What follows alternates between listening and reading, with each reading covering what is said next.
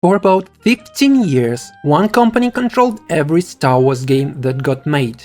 It held the license and decided who was allowed to build anything, and nothing shipped without its say-so. In that window, dozens of Star Wars games came out under its name. Most were forgettable. Tie-ins rushed out to hit a movie date, kids game, license filler you will never heard of. But a handful weren't. A fly sim people still call the best ever made. A role-playing game that outwrote the prequels. The first lightsaber that felt real in your hand. Enough real classics packed into the stretch of years that fans gave the period a name, the Golden Age. This is the story of how that happened. And it's not a studio was magic. It's a specific set of conditions that came together around 1990s, produced a run of great games and then fell apart. The Golden Age was real. It was also built on money, timing and a monopoly. And the reasons it ended were there from the start.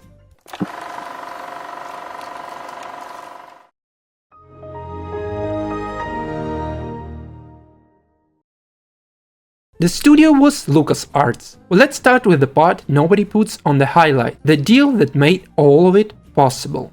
LucasArts didn't earn its way to Star Wars games. It inherited a monopoly. In part 1, we saw the strange setup of 1980s. Lucasfilm owned Star Wars, but the game license was scattered across outside companies, Atari, Parker Brothers and others. Lucasfilm's own studio, founded in 1982, was contractually locked out of its own Galaxy, making the original games instead.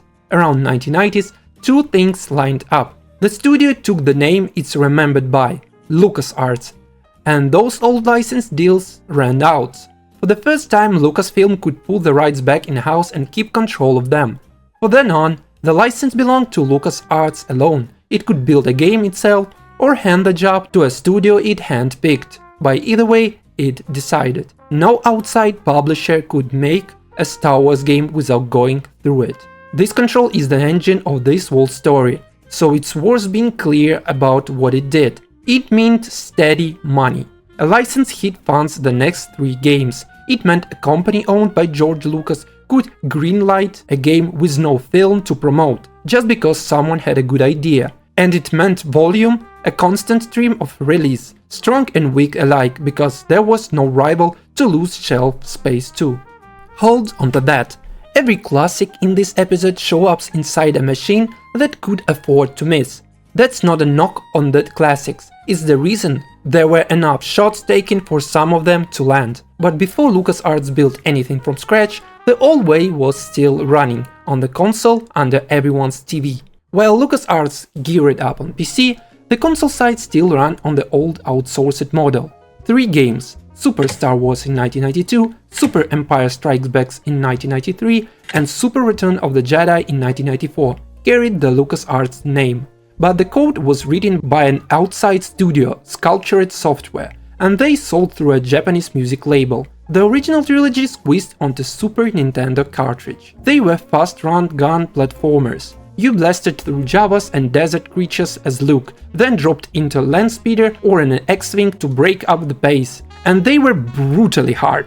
The default difficulty punished you, and a lot of players never got past the Sandcrawler boss on the first level. Why do they matter to a story about a Golden Age? Because they show the 2 models running side by side. On console, the old way. License it out, aim for the arcade difficulty, make players keep feeding in attempts. On PC, LucasArts was about to try the opposite. Build it themselves, aim for the depth instead of difficulty. The Super Star Wars games are the last clear picture of the world before LucasArts changed how these games got made. And the first proof of the new way was the hardest genre to fake, real spaceflight.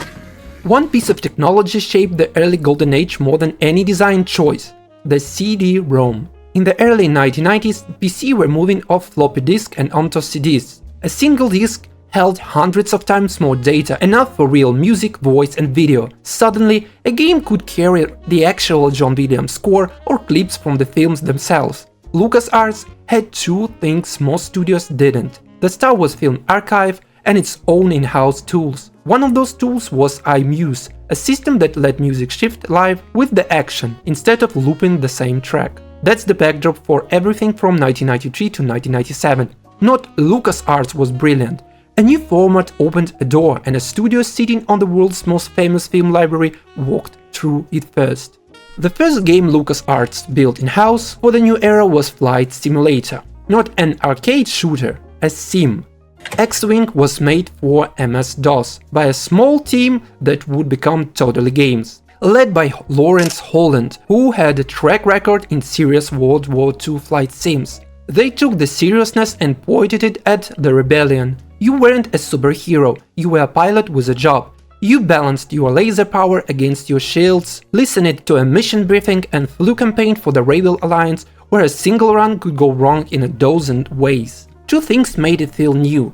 The ships were rendered in 3D polygons, when most games were still flat sprites, and it used IMUs. The music swelled the moment enemy fighters jump in, then ease it off when the sky cleared. For anyone who wanted to actually sit in the cockpit, it delivered. X-Wing sold well. And that mattered more than the reviews. It proved the in-house model worked, that LucasArts could build its own engine, its own system, and make money doing it. The monopoly now had a direction. It also wasn't the only Star Wars game on the shelf that year.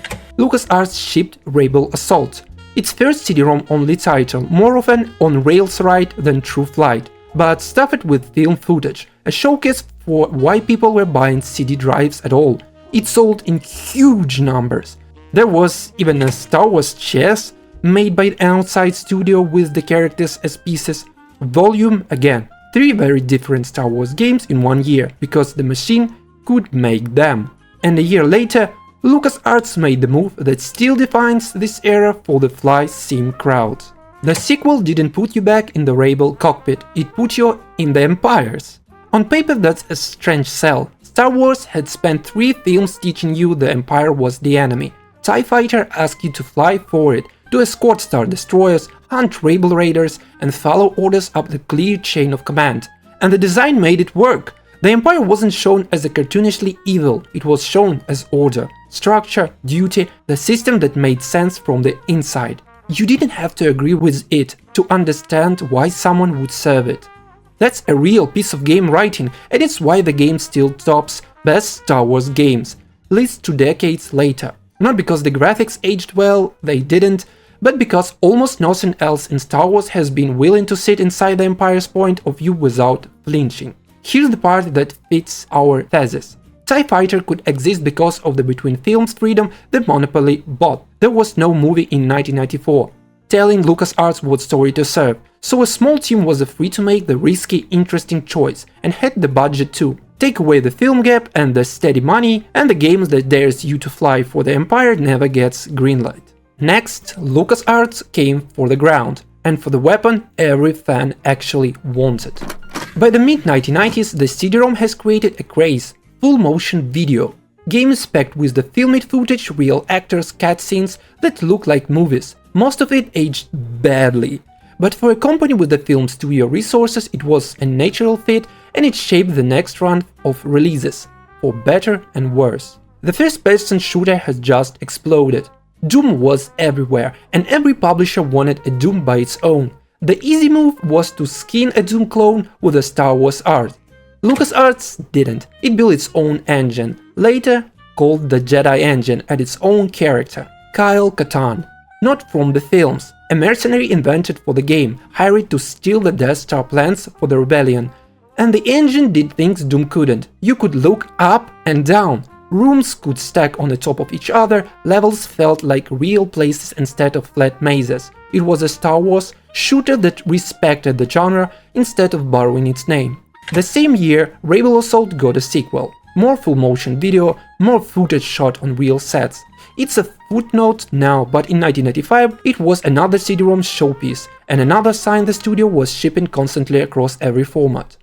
Dark Forces proved LucasArts could hold its own in genre it didn't invent, but it left the obvious thing on the table. The blaster felt great. Where was the lightsaber? The answer came in 2 years, but first the studio tried something bigger than a game. Lucasfilm ran an experiment, a brand new Star Wars story, set between The Empire Strikes Back and The Return of the Jedi, told across every format at once, except film, a novel, a comic series, a soundtrack of music for scenes that were never shot. toys, and a video game. Each piece told part of the story, a blockbuster with no movie at its center. The point wasn't the game, the point was a test. Could Star Wars carry a major new story without a film to anchor it? The answer turned out to be yes, and that test is a direct ancestor of the expanded universe boom that later gave us Knights of the Old Republic. The game itself on the Nintendo 64 put you in the boots of a new mercenary, Dash Rendar. It opened with a run through the Battle of Hoth, bringing down an AT-AT with a tow cable, straight out of the film, except now it was in your hands. As a game, it was uneven, lurching between flight, shooting and platforming, none of it's as sharp as LucasArts focused titles. But as a statement, it worked. Star Wars could feel like an event without a new movie behind it. And in 1997, LucasArts finally put the lightsaber in your hands. Kyle Katarn came back, and this time he discovered he was force sensitive. Over the course of the game, he trained it as a Jedi, so you didn't start powerful, you grew. You learned to pull enemies, push them off ledges, and duel with the saber you could finally watch in third person. Two things made it land. First, the story was told through full motion video, real actors in costume on build sets between the levels. It's dated now, but in 1997 it made the game feel like an interactive film. Second, and more important, it branched, played toward the light or the dark, and you got different powers, a different final act and a different ending. 6 years before Knights of the Old Republic made Choose Your Side famous, Jedi Knight was already letting you fall. This was the FMV craze used well, not a video for its own sake, but a branching story the video actually served. LucasArts had now planted a flag in 3 genres: flight sim, shooters, and force and saber action. 3 genres in 4 years, but in 1997 also showed the limit of the machine. The same studio the same year shipped 2 more Star Wars games, and both stumbled. X-Wing vs TIE Fighter was totally games again, the flight sim masters. This time they bet on multiplayer, pilots dueling each other online in 1997 when almost nobody had the connection for it, and they shipped it with no story campaign at all. Fans who loved the long narrative missions of X-Wing and TIE Fighter opened the box and found nothing to play alone. The backlash was loud enough that LucasArts pushed out an expansion, Balance of Power, just to add the campaign that should have shipped in the first place. A strong engine sent out with its heart missing, then patched back in. Then the outright misfire. Masters of Teräs Käsi. LucasArts watched the Tekken and Virtual Fighter rule the arcades and decided Star Wars needs a fighting game. It built one with motion capture help from ILM and had Luke, Vader and Boba Fett trade blows one-on-one. The idea sounded great. The game was sluggish and stiff, heavy movement, broken balance, a clear step behind the fighters it was chasing. It's remembered today as one of the weakest things to carry the Star Wars name in this whole era. This is the honest shape of the golden age. It wasn't that every game was good, it's that the license monopoly let LucasArts ship a misfire and a classic in the same 12 months and keep going. No competitor punished the misses. 2 of the studio's signature series hit turning points as the decade closed. X-Wing Alliance in 1999 was the last big entry in the flight sim line that opened this whole era back in 1993. It let you fly a family freighter as well as the classic fighters and build toward the Battle of Endor, giving the hardcore sim crowd a proper send-off. After it, LucasArts largely walked away from the cockpit sim, the genre that had proven that in-house model was going out of the fashion, and the studio followed the market. Going the other direction was Rogue Squadron in 1999 from a studio called Factor 5. This was an arcade flight, no hardcore sim, fast, good-looking, mission-based, and it pushed the Nintendo 64 so hard it needed the console's memory expansion to look its best. It served a completely different, more casual audience than X-Wing ever had, and it started an arc that would produce one of the best-looking games of the next console generation.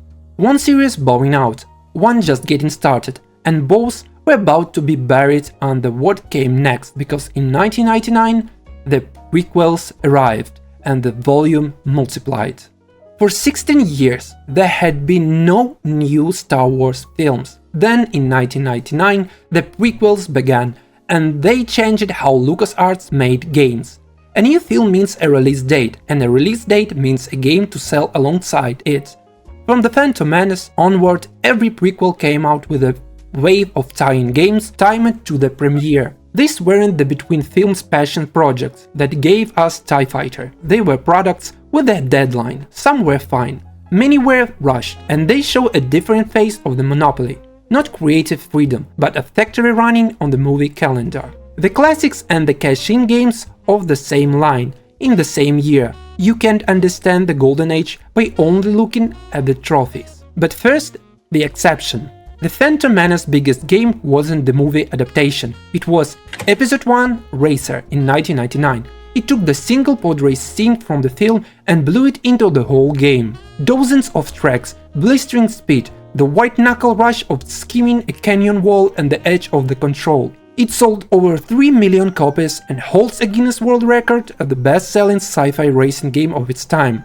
One scene from the film spun into one of the biggest Star Wars games of the entire era. Proof that a tie-in didn't have to be filler, if someone found the one idea in a movie worth building a game around. The rest of the wave found no such idea. I will group it together.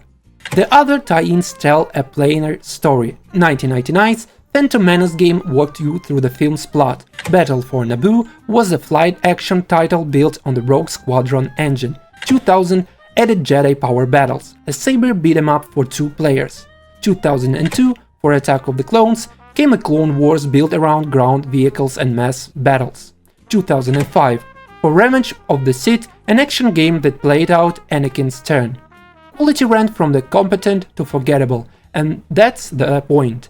This was output, not artistry. The factory reached past gamers too. LucasArts spun up a label aimed at children, Lucas Learning, and you can group it output under one idea: Star Wars at the Classroom. DroidWorks in 1998, where kids built droids and picked up real science, running on the Jedi Knight engine.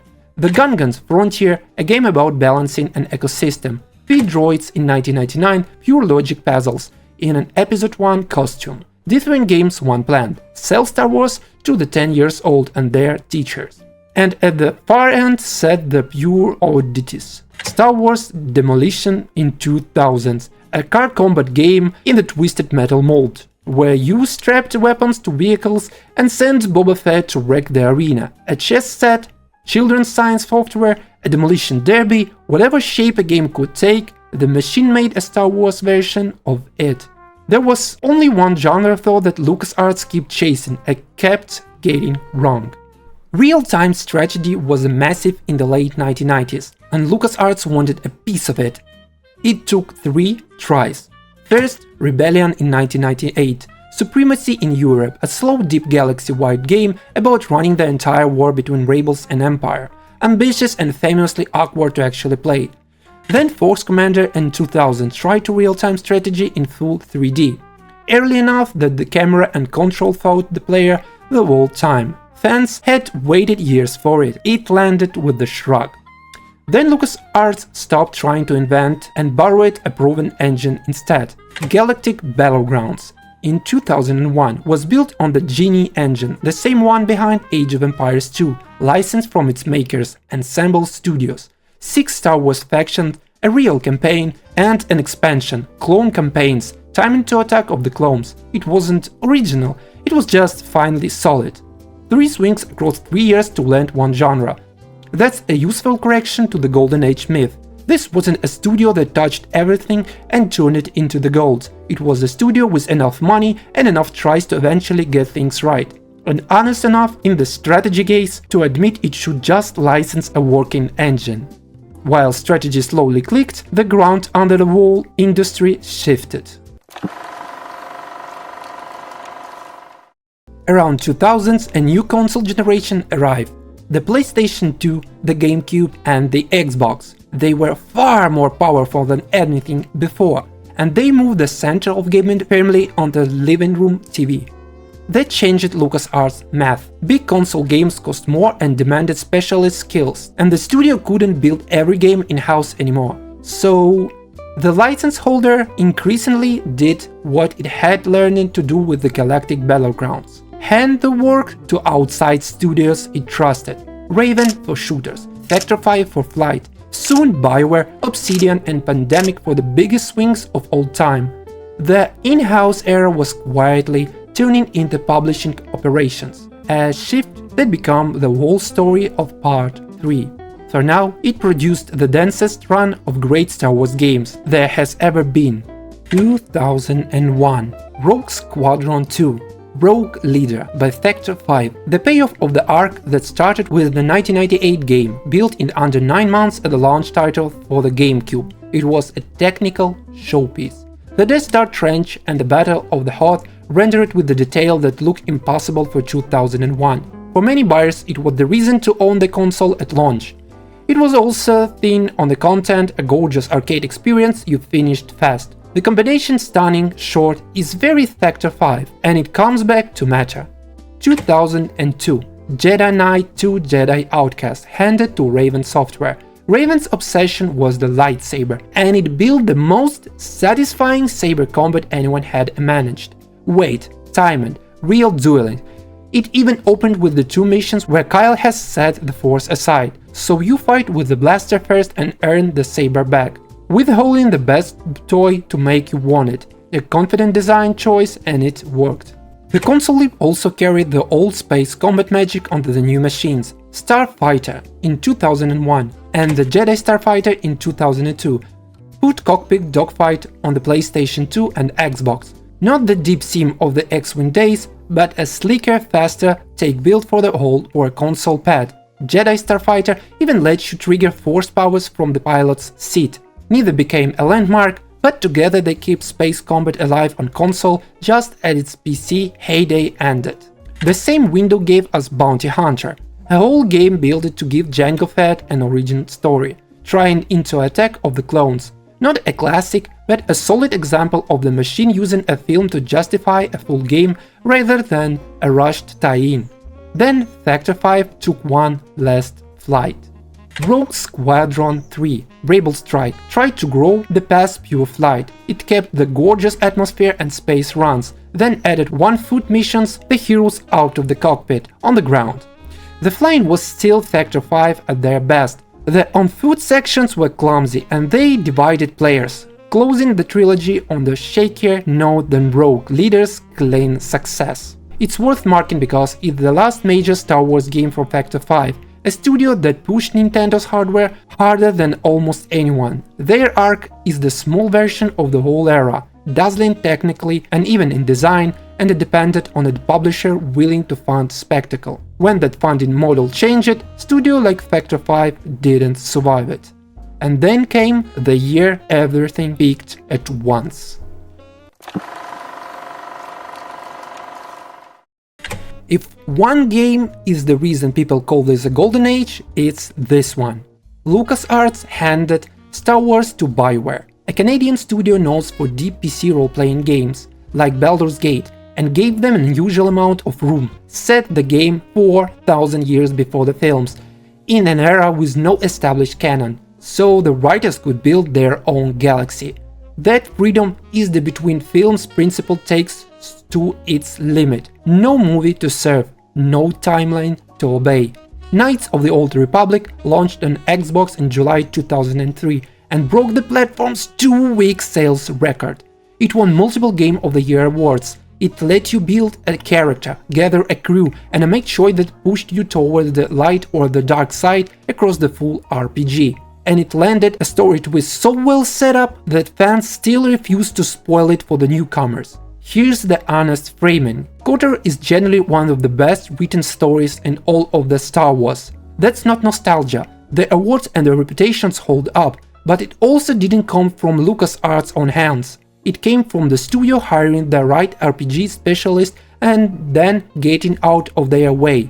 The classics is real. The credit belongs as much to BioWare and to the freedom the license granted, as to any LucasArts genius. The same year, LucasArts also tried to build an entire galaxy you could live in.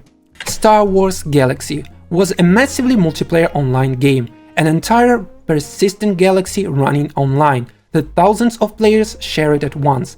and its ambition was strange for a Star Wars game. It wasn't really about being a hero. You could be a bounty hunter for sure, but you could also be a cantina musician, a doctor, a shop owner, or someone who just built a house on Tatooine and decorated it. The Force wasn't handed to you. Becoming a Jedi was a rare, hidden achievement. For the certain kind of player, it was a dream. As Star Wars life seemed years ahead of its time. It was also buggy, complicated, and hard to explain to newcomers, which limited how big it ever got. And it carries a dark seed for Part 3.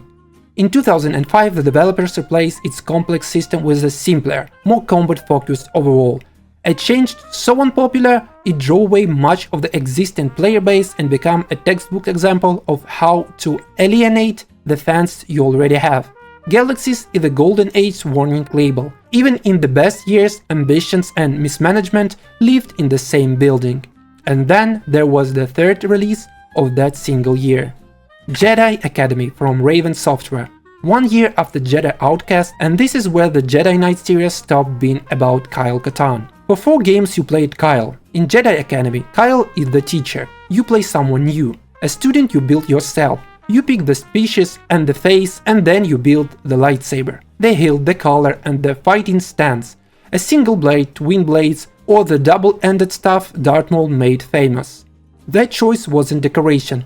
Each stance had its own reach, speed, and defense, so the style you picked changed how every duel felt.